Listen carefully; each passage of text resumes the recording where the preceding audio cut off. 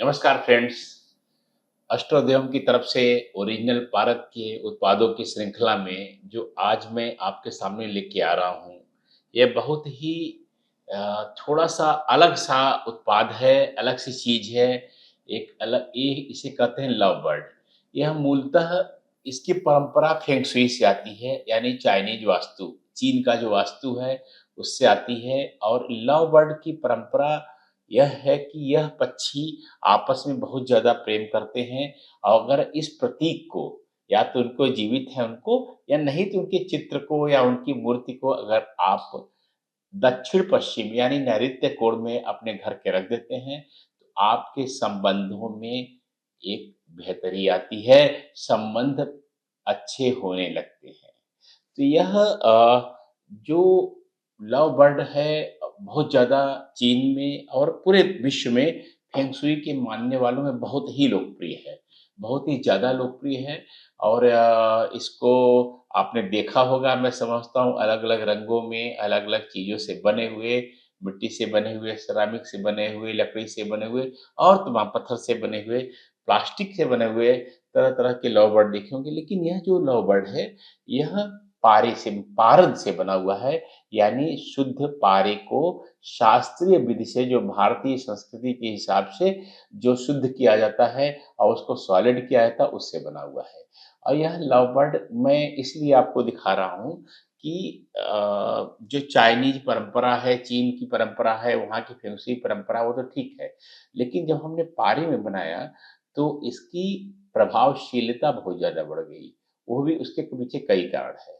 पहला कारण तो यह है कि जैसा मैं आपको बहुत सारे श्लोक आपको पहले भी और वीडियोज़ में सुना चुका हूँ, जो बताता है कि कोई भी मूर्ति, कोई भी शिल्प अगर किसी और धातु से बना है, उसकी तुलना में अगर पारे में बनता है तो उसका जो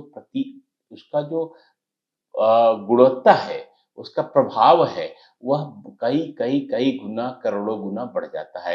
इस बारे में कई श्लोक हैं सूते गुणानाम शतकोटि वज्रे चाभ्रे सहस्त्रम कनके शतकैम तारे गुणासि तदर्थ कान्ते तीसरे चतुष्षष्टि रवौ तदर्धम। इसमें बड़ा छोटा-सा इसका मतलब है कि तांबे में अगर कोई चीज़ बनाएँगे आप तो 32 गुण का होगा और सॉफ्ट लोहे में नरम लोहा जो कच्चा लोहा होता है उसमें बनाएँगे तो 40 गुण होगा। जो पक्का लोहा जिससे हथियार बया वैसे मजबूत में जब लोहा बन जाता है 64 गुण होगा, चाँदी में 80 गुण होगा, सोने में 100 गुण होगा, अभ्रक और हीरे में 1000 गुण होगा। लेकिन अगर वही पारद में बनता है तो वो उसका गुण जो है शतकोटि यानी 1 अरब 1 अरब यानी मतलब 100 करोड़ गु गु हो जाएगा।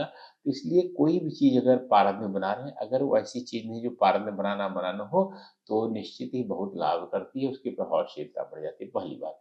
यह बात मैंने बताई, तो इसलिए अगर आप लव बर्ड अपने घर में दक्षिण-पश्चिम में रख रहे हैं, तो निश्चित ही अगर पारद का रखेंगे तो उसका प्रभाव करने की क्षमता 100 करोड़ हो जाएगी। यानी 100 करोड़ का मतलब हो गया 1000 मिलियन, 1000 मिलियन हो जाएगी, एक तो ये बात हुई।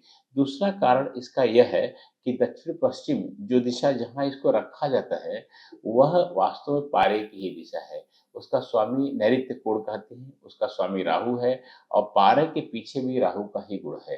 तो ये राहु जो है अगर हम राहु की गुणवत्ता वाली चीज़ें अगर आप वहाँ रखते हैं, राहु के प्रभाव वाली चीज़ें रखते हैं, तो उसका भी प्रभाव बहुत ज़्यादा बढ़ जाता है। आपने हमारा जो कोकोनट मंकी या नारियल बंदर वाला जो है वीडियो देखा होगा राहु से संबंधित, उसका उसका बहुत सारे लोगों ने लाभ लिया और इसी तर्क पर आधारित वह वीडियो है और बहुत लोगों ने उसका उसका करके हमारे यहाँ से मँगाया और परिष्कृत करके और राहु का जो है समस्याएँ लोगों की समाप्त हो गई। अब यहाँ पर क्या होता है कि जब एक राहु प्रधान चीज़ ही आप दक्षिण-पश्चिम में रख देते हैं, नैऋत्य कोण में रख देते हैं, तो राहु का जो दक्षिण-पश्चिम में एक प्रभाव है, भ्रम उत्पन्न करने का, वो सबसाइड हो जाता है और काफ़ी कम हो जाता है और आपके संबंधों में लव बर्ड की तरह ही लव आ जाएगा। लव बर्ड की तरह ही लव आपके संबंधों में आ जाएगा, पति-पत्नी या जो भी है। इसका नियम यह है कि आप दक्षिण-पश्चिम में रख रहे हैं, अगर घर में केवल पूरा घर आपका है केवल और इसमें कोई मतलब आपके भाई-भाभी या चाचा-चाची और लोग नहीं रहते हैं, ये पूरे घर पर आपका स्वामित्व है, तो घर के दक्षिण-पश्चिम में रखेंगे और अगर नहीं है तो ज़्यादा अच्छा होगा कि अपने बेडरूम जो आपका केवल बेडरूम है, उसके दक्षिण-पश्चिम में रखें। सामान्यतः मैं कहता हूँ कि आप दक्षिण-पश्चिम में ही अपने बेडरूम के ही रखें, घर के रखने के चक्कर मत न पड़ें। क्योंकि बहुत सस्ती महँगी तो नहीं है, लेकिन बहुत सस्ती भी चीज़ नहीं है। इधर-उधर हो गया तो मन में और भ्रम उत्पन्न होने की आशंका रहती है। तो अगर अपने गृहस्थी में, अपने दाम्पत्य जीवन में आप प्रेम चाहते हैं, संबंधों में प्रगाढ़ता चाहते हैं और चाहते हैं कि पति-पत्नी के बीच में प्यार ऐसे बढ़ता रहे, रिश्ते हमारे अच्छे होते रहें, तो लव बर्ड रखिए, लेकिन लव बर्ड केवल और केवल ओरिजिनल पारद का। और आप ये जानते हैं कि ओरिजिनल पारद केवल और केवल एस्ट्रोदेवम बनाते हैं। भारत में कोई भी और कंपनी या व्यक्ति ओरिजिनल पारद अपने पारद के प्रोडक्ट के साथ नहीं लिख सकता है। यह भारत सरकार से अधिकृत है। अगर आप कोई और ओरिजिनल पारद लिखता हुआ दिखे, आप हमें सूचित कीजिए। हमने पहले भी लोगों को जो है लीगल नोटिस दे रखे हैं और कानूनी कार्यवाहियाँ की है और करेंगे।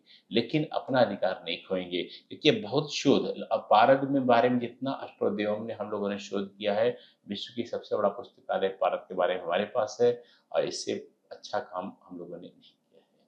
तो नमस्कार आप सबको, आपके दाम्पत्य जीवन में, आपके रिश्तों में, आपके संबंधों में मधुरता आए और लव बर्ड जो है की तरह आप भी आपस में गुटरुगु करें। यह देखिए लव बर्ड जो है, इसको रखिए, निश्चित ही बहुत-बहुत लाभदायी है, बहुत लाभदायी है। मैं इसके बारे में कुछ कहना नहीं चाहता हूँ, हालाँकि चीन की परंपरा है, लेकिन जो जहाँ से जो लाभ मिले उसको अपनाना चाहिए। तो नमस्कार, मैं हूँ आचार्य कल्की कृष्णन, एस्ट्रोदेव डॉट कॉम।